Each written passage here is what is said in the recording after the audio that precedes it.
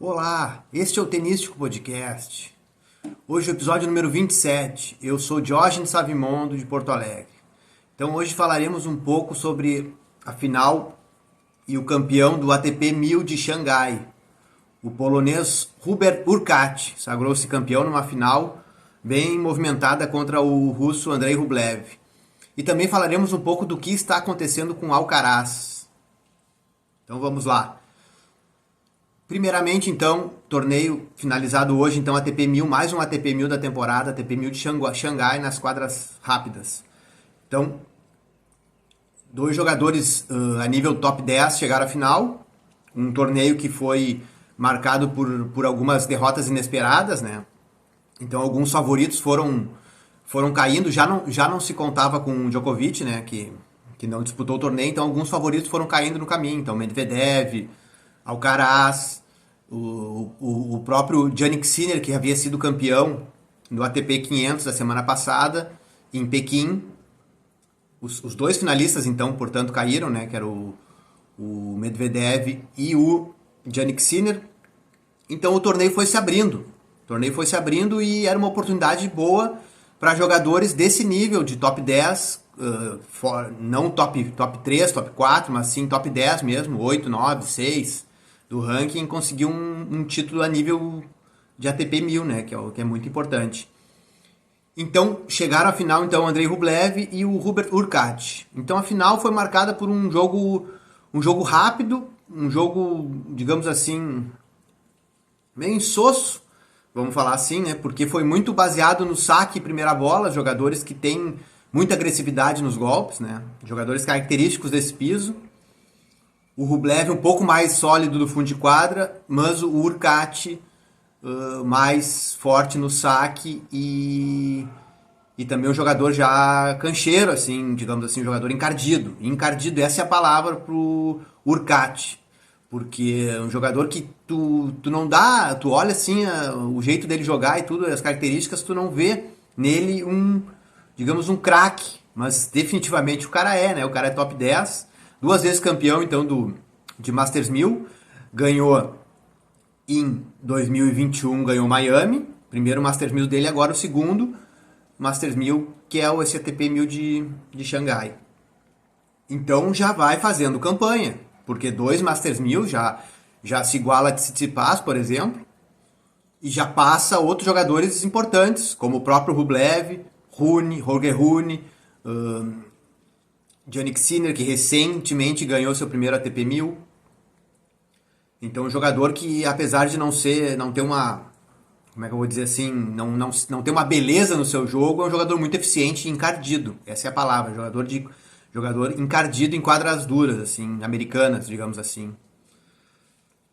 Mas o melhor jogo do torneio para mim foi nas oitavas de final do Rublev, o finalista, contra o Tommy Paul. Esse foi o melhor jogo, foi um duplo 7-5. Foi um jogo demorado, muitas trocas de bola, muitas alternativas assim no ponto, paralela, cruzada, volta paralela, volta pro slice, entendeu? Um jogo que teve que ser bem trabalhado os pontos, diferente da final, que a final, apesar de 3 sets, com tie break ainda, foi rápido, não deu nem 2 horas de jogo, né? Então parabéns ao campeão, o polonês Hurkacz, agora antes era número 19, 18 do mundo, volta para número 11 agora. Ainda não está garantido no Finals, né? Vai ter que lutar para se garantir no Finals aí no final do ano, o Finals é os 8 melhores da temporada, né? Então, um outro destaque é a atitude do Rublev ali, né? Num ponto que o primeiro match point, que ainda não foi nem no tie break, foi antes, quando estava 4-5, o Rublev teve um match point contra e se alterou ali, foi bem agressivo com um jornalista. Até achou que o flash da câmera estava atrapalhando ele, atrapalhou ele no ponto. Mas na verdade foi um contra-ataque maravilhoso do Hurkacz, né? Que botou uma paralela nele que ele não conseguiu chegar, né? Não conseguiu chegar. O Hurkacz tem dessas, às vezes dá umas marretadas que o adversário até nem espera tanto, né? Esqueci de mencionar, o Hurkacz é aquele que foi marcado por eliminar em Wimbledon, em 2021, ele chegou na semifinal, não, na semifinal exatamente, e eliminou o Federer nas quartas com um pneu. Então o cara botou um cal na aposentadoria ali do do Federer dando um pneu nele naquelas quartas de final de Wimbledon. Esse é o Hurkacz, o polonês que foi campeão agora do ATP de Xangai. Então estava comentando da atitude do Rublev, um jogador que durante os pontos se frustra e demonstra ele demonstra assim muito nervosismo, muita aflição nos pontos, entendeu? Acho que isso é uma coisa que ele tem que trabalhar, tem que ter mais tranquilidade, mais serenidade para se consagrar aí num grande jogador que ele tem bola para ser, apesar de não ter muita variação de golpe, a direita dele é muito boa, mas ele tem que melhorar algumas coisas ainda para se desenvolver mais. Vamos falar um pouquinho então do Alcaraz. O que está acontecendo com o Alcaraz, hein? O que está acontecendo com o Alcaraz, que todo mundo esperava que ia atropelar e terminar o ano como o número 1 do mundo? Ainda tem chances. Mas vamos ver aqui, eu fiz uma anotação aqui, ó, da campanha do Alcaraz durante o ano, tá? Não jogou em Grand Slam, não jogou Australian Open, 2 semifinais, Roland Garros e US Open, e campeão Wimbledon, tá? Isso todo mundo sabe. E os outros títulos que ele teve, vamos relembrar, o Indian Wells, Barcelona e Madrid, Queens e Wimbledon. Ou seja, ele não perdeu nenhum jogo na grama esse ano. Jogou todos que ele jogou na grama, ele foi campeão. Ganhou Queens e Wimbledon. Então, só que depois de Wimbledon, vamos ver a campanha dele depois de Wimbledon. Perdeu pro Tommy Paul, perdeu pro Djokovic naquela final épica de Cincinnati, essa daí, tudo bem, tranquilo, jogou pra caralho. E perdeu. E depois perdeu pro Medvedev, Sinner e Dimitrov. Tá, e aí? O que tá acontecendo com o Alcaraz? Bom, na minha modesta opinião, não tá acontecendo nada demais. Isso é normal, ele é um jogador excepcional, mas ele tá jogando, ele não é exatamente ídolo do restante do circuito como era o Roger Federer, o Nadal, o próprio Djokovic.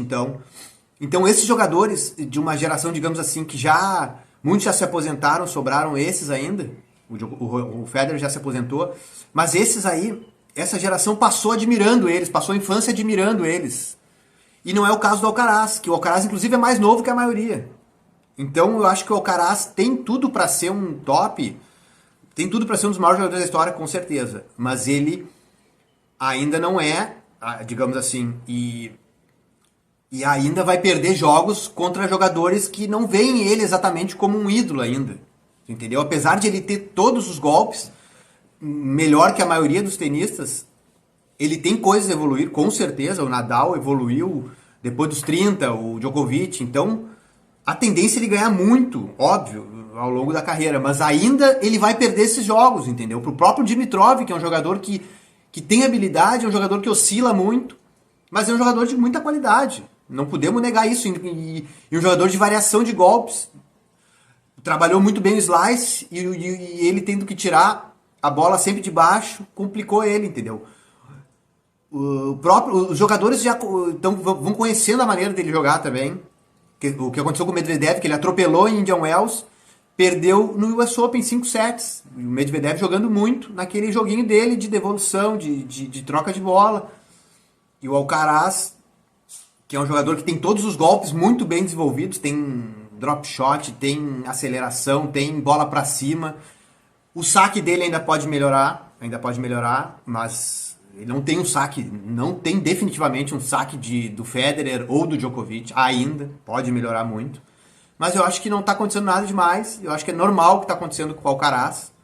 Perdeu alguns jogos, tudo bem, perdeu, mas vai voltar a ganhar na sequência e vai brigar com certeza aí até o final pelo número 1 do mundo. Agora complicou, agora ele vai ter que ganhar Paris e o Masters, e o Djokovic deve voltar no Masters, né? Mas o Alcaraz ainda tem chance de terminar como número 1 do mundo. Beleza? Este é o Tenístico Podcast, então, gurizada. Um grande abraço, então, até a próxima. Tchau!